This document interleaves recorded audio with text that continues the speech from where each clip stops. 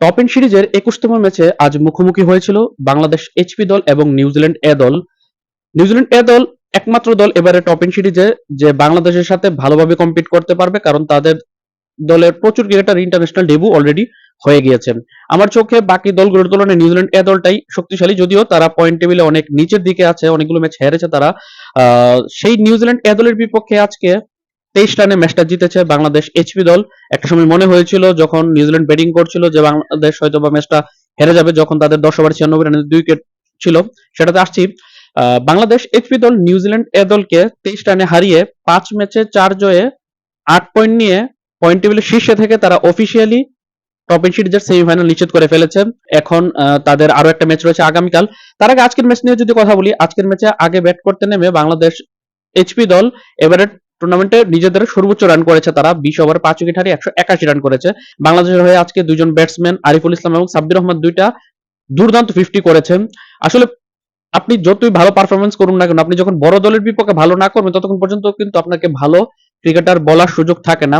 আজকে বড় ম্যাচ ছিল, সেই বড় ম্যাচে সাব্বির রহমানের ব্যাট হেসেছে। 36 বলে 62 রানের একটা চোখ ধাঁধানো ইনিংস সে খেলেছে। পাশাপাশি জুনিয়র ক্রিকেটার আরিফুল ইসলামের প্রশংসা করতে হয়, যার 48 বলে 71 রানের একটা দুর্দান্ত 50 কিন্তু আমরা দেখেছি। এর আগের ম্যাচে এডিলেড স্ট্রাইকার্স এর বিপক্ষে সে 54 বলে 66 করেছিল, কিন্তু সেই ম্যাচে কিন্তু তার ওই 66 রানটা কার্যকর হয়নি, কারণ দল ম্যাচটা হেরে গেছে। আজকে গত ম্যাচের তুলনায় আজকে স্ট্রাইক রেটটা বেটার ছিল, প্লাস আজকে কিন্তু তার দল জিতেছে এবং দলের এত বড় স্কোর দাঁড় করানোর পিছিয়ে কিন্তু টপ অর্ডার আরিফুল ইসলামের ব্যাটিং এর গুরুত্ব কিন্তু অন্যরকম। অন্যদিকে লোয়ার মিডল অর্ডারে কিন্তু সাব্বির রহমান ফিনিশিংটা দিয়ে অপরাজিত ছিল। ওপেনার দুজনের কথা বললে, জিহান আলম টানা 4 ম্যাচ যাবত ফ্লপ, আজকেও 3 বলে 0 করে আউট হয়ে গেছেন। হাবিবুর রহমান সোহান টানা ব্যাক টু ব্যাক 2টা ম্যাচে স্টার্ট পেয়েছে, আজকেও 21 বলে 26 রান করেছে, কিন্তু আজকে কিন্তু ম্যাচটা সে ইনিংসটা বড় করতে পারেনি, এটা আফসোস। আগের ম্যাচেও 23 রান করেছে, ইনিংসটা বড় করতে পারেনি। 3 নাম আরিফুল ইসলাম তো 71 করেছেন।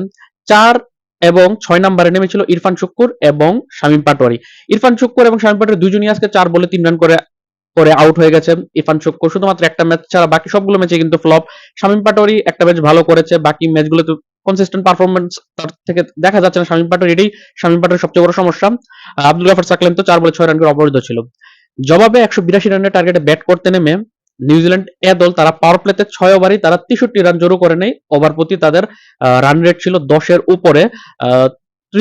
খুব সম্ভবত দ্বিতীয় অথবা তৃতীয় ওভারে রিপন মন্ডল একটা উইকেট শিকার করেছে। ওই আমাদের পাওয়ার প্লেতে একটাই আমাদের অর্জন ছিল, আমরা ব্যাকফুটে ছিলাম। এমনকি পাওয়ার প্লে শেষ হওয়ার পর নেক্সট 4 ওভারে তারা 33 রান জড়ো করে উইকেট হারায় একটি। 9 নম্বর ওভারে রাকিবুল হাসান একটা উইকেট শিকার করেছে, অর্থাৎ 10 ওভারে তাদের রান ছিল 96 রানে 2 উইকেট। নিউজিল্যান্ড এ দলের তাদের রান রেটটা ছিল 9.6 এবং তাদের রিকোয়ার্ড রান রেট ছিল ওভার প্রতি দরকার 8.6। ওই জায়গা থেকে তাদের শেষ 10 ওভারে যে জায়গাতে তাদের 82 রান 60 বলে 82 রান দরকার ছিল, হাতে ছিল 8 উইকেট, তারা ডিজাস্টারাস ব্যাটিং করেছে। বলতে হয় বাংলাদেশের বোলাররা উল্টো তাদেরকে কাবু করেছে।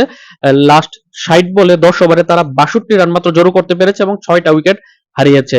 এখন এই যে লাস্ট 10 ওভারে যে 62 রান করেছে, এর মধ্যে যদি দুইটা পার্টি বিভক্ত করি, 10 থেকে 15 ওভার, 10 থেকে 15 ওভারের মধ্যে তারা 5 ওভার ব্যাট করে মাত্র 28 রান জড়ো করেছে, 3টা উইকেট তারা হারিয়েছে, যার মধ্যে 13তম ওভারে রাকিবুল হাসানের 2 রানে 2 উইকেট খুব ইম্পর্টেন্ট ছিল। 14তম ওভারে আব্দুল গাফার সাকলাইনের একটা উইকেটও কিন্তু খুব গুরুত্বপূর্ণ ছিল।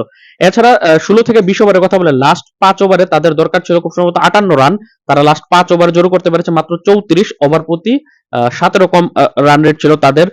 16তম ওভারে মোহাম্মদ রুবেল একটা উইকেট শিকার করেছে, 17 এবং 19তম ওভারে রিপন মন্ডল একটা দুইটা উইকেট শিকার করেছে।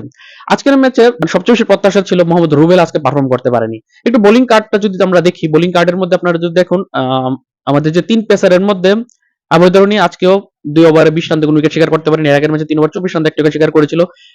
রিপন মন্ডল যে প্রতি ম্যাচে রান মেশিনদের মতো রান দিচ্ছিল, আজকেও যদিও 3 ওভার 27 রান দিয়েছে, ওভার প্রতি 9 রান করে দিয়েছে, তবে 3টা গুরুত্বপূর্ণ উইকেট শিকার করেছে এবং তার বোলিং এর কারণে কিন্তু আমরা হয়তোবা ম্যাচটা জিততে আমাদের আরো সহজ হয়েছে। আব্দুল গাফার সাকলাইন খুব ভালো বল করেছে, 4 ওভার মাত্র 24 রান দিয়ে একটা উইকেট শিকার করেছে। রাকিবুল হাসান সেও দুর্দান্ত বল করেছে, 4 ওভারে মাত্র 23 রান দিয়ে 3টা উইকেট শিকার করেছে। আজকের ইনিংসের বাংলাদেশের সেরা বোলার রাকিবুল হাসানই। তবে মোহাম্মদ রুবেল যে প্রথম 4 ম্যাচে 14টা উইকেট শিকার করেছিল এবং 4 ম্যাচে 3টাতেই সে ছিল লিডিং বোলার এবং চতুর্থ ম্যাচটা তো ভালো বল করেছে। আজকে পঞ্চম ম্যাচে আজকে যখন নিউজিল্যান্ড দল বড় দলের বিপক্ষে ভালো পারফর্ম করার সুযোগ এসেছিল বা আজকে নিজেকে প্রমাণ করার আরো বেটার ভাবে প্রমাণ করার সুযোগ ছিল, আজকের ম্যাচে সে কিন্তু ওইটা অ্যাচিভ করতে পারেনি। 4 ওভারে প্রায় 10-11 মিনিটে 39 রান দিয়ে মাত্র একটা উইকেট শিকার করেছে। আজকের ম্যাচে রুবেল যদি বেশি রান দিলেও যদি আরো 2টা উইকেট মানে 3টা উইকেট যদি শিকার করতে পারতো হয়তোবা তার এই 39 রানকে আমরা হয়তোবা কোনোভাবে কভার করতে পারতাম। তবে আজকের ম্যাচে আসলে রুবেল ভালোভাবে হতাশ করেছেন।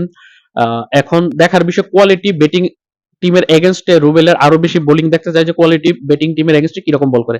এর পাশাপাশি শামীম বাটুরে 3 ওভারে 22 রান দিয়ে কোনো উইকেট শিকার করতে পারেনি। বাংলাদেশ এইচপি দল এখন 23 রানে ম্যাচটা জিতেছে।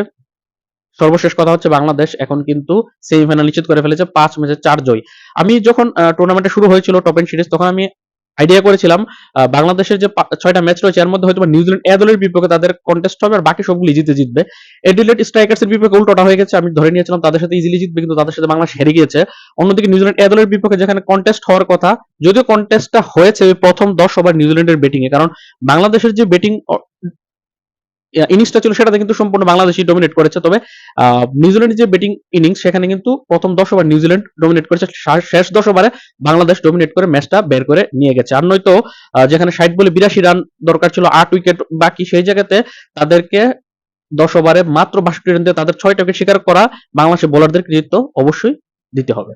তো আগামীকাল নর্দার্ন টেরিটরি স্ট্রাইক বা এন্টি স্ট্রাইকের বিপক্ষে দুপুর 1:30 লিগ পর্বে শেষ ম্যাচ 6 নম্বর ম্যাচটা খেলবে বাংলাদেশ এইচপি দল। যেহেতু বাংলাদেশ এইচপি দল সেমিফাইনালে উঠে গেছে, তাই আমি মনে করি শেষ ম্যাচে কিছু ক্রিকেটার যেরকম এস এম মেহরাব হোসেন, তারপর মৃত্যুঞ্জয় চৌধুরী, বিশেষ করে সামিউল বা সিরাতুল ইয়াং, এই অলরাউন্ডারকে সুযোগ দেওয়া উচিত, কারণ তারা আসলে টিম কম্বিনেশনের কারণে তাদেরকে ওই সুযোগটা তারা প্রপার পাচ্ছে না। তাই আশা করবো শেষ ম্যাচে কালকে তারা এই ইয়াং ক্রিকেটার সামিন বা সিরাতুলকে তারা সুযোগ দেওয়ার চেষ্টা করবে। অবশ্যই সুযোগ দিবে বলে আমার মনে হচ্ছে, যেহেতু আমরা সেমিফাইনাল নিশ্চিত করে ফেলেছি।